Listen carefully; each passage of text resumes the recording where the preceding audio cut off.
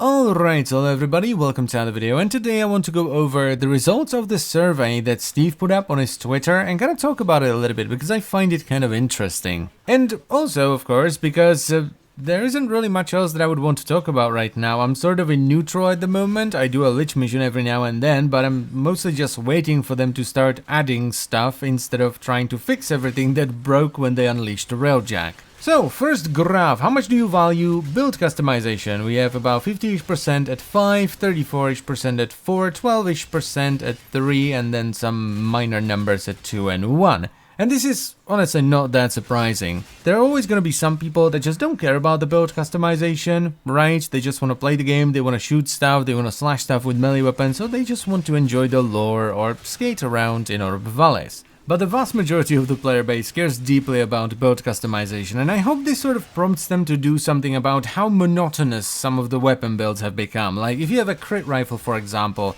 the first 4 mod slots might as well not exist, because it's gonna be Serration, Split Chamber, Point Strike, and Vital Sense.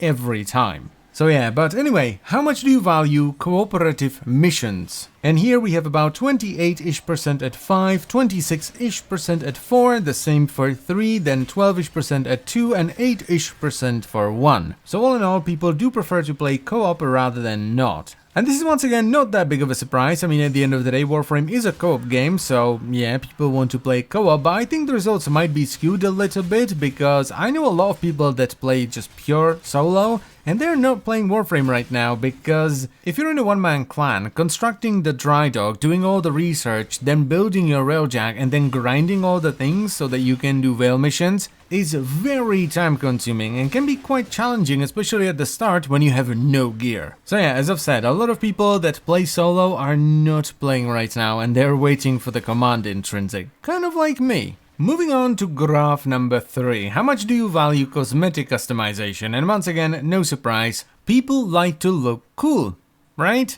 I mean, there's a reason why there's an ongoing joke that fashion frame is the real endgame. Next on the menu, we have how much do you value difficult content, and we have about 28-ish% at 5, 34-ish% at 4, 27-ish% at 3, 8-ish% at 2, and then 3-ish% at 1. And this one looks the way I expected it to be, but I also know that it's bollocks and it's tilted far more towards liking difficult content because of this phenomenon that I forgot the name of once again. It's basically this idea where if you ask someone whether they prefer something easier or harder, they feel compelled to tell you that they prefer the harder thing, even though they might prefer the easier thing instead. There were multiple studies that were looking at this, like alcohol strength preferences, like coffee strength preferences, and food hotness preferences, and all that kind of stuff. Now, I'm not saying that people don't like difficult content and they're just lying, I'm just saying that some people feel compelled to tell you that they like difficult content because, you know, it's difficult content and it seems far cooler, even though they might prefer their content to be a little bit less difficult. Moving on, overall, how was your experience with Warframe in 2019? And here people went mostly for 8, followed by 7, then 9, 6, 10, 5, 4, 3, 2, and 1. This one looked nothing like what I expected. I expected it to be a lot lower than that. I really don't believe Warframe in 2019 was a 10 or 9. I mean, the railjack madness alone bumps it from 10 to 9 right away. But I also don't believe that it was a 1, 2, 3, or 4. Like, it might be a 5 if you don't like liches and railjack, but it's definitely not a 1. Next up, how much do you value gear balance? So we have about 25-ish% at 5, 30-ish% at 4, 31% at 3, 10% at 2, and 5-ish% at 1. This one is kind of what I expected, though I expected it to be far more, like, leveled across the board. So all in all, it's about what I expected, because, I mean, it's a PvE co-op game, right? So it's no surprise that people are like, well, I kind of care about balance, right? There has to be some kind of balance, but I don't care enough to, like, egg Pablo's house over it. Then we have how much do you value lore and story, with about 59% at 5, roughly 30% at 4, 8-ish% at 3, 2-ish% at 2, and then 1-ish% at 1. And this one is exactly what I expected, because the lore and story in the quests is absolutely fantastic. I mean, I still get chills whenever I hear the line, "Dream, not of what you are, but of what you want to be."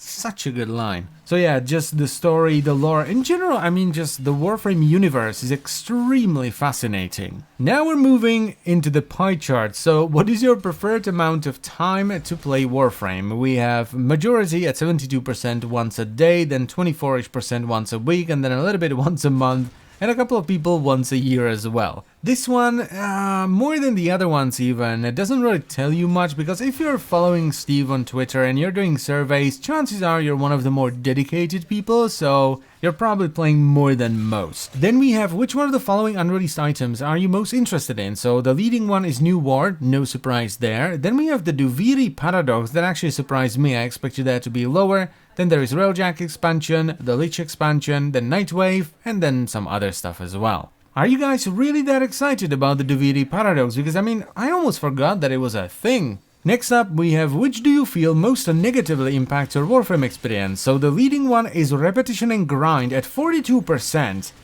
That's a lot. That is a lot. Then we have technical software bugs at number 2. I mean, yeah. Of course, the Railjack patch was just ridiculous. That is followed by the update pace being too slow. I mean, I've been saying this for a long time now. Then there is lack of difficulty, we already talked about that. Then something else. Then there is a small portion that feels like there is nothing wrong. And finally, an even smaller portion that feels like the game is too difficult. Damn!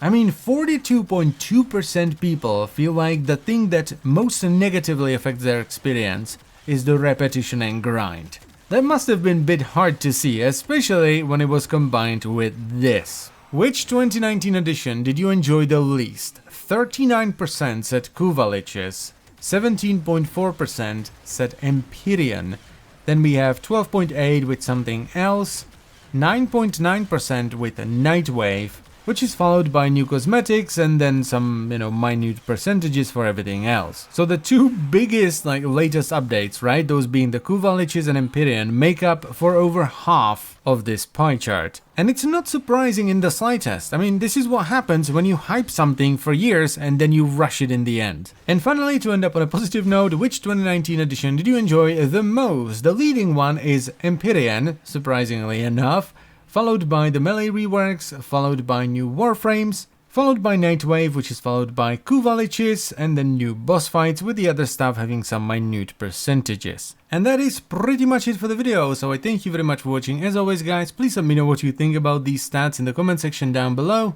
and I will see you next time. Bye bye.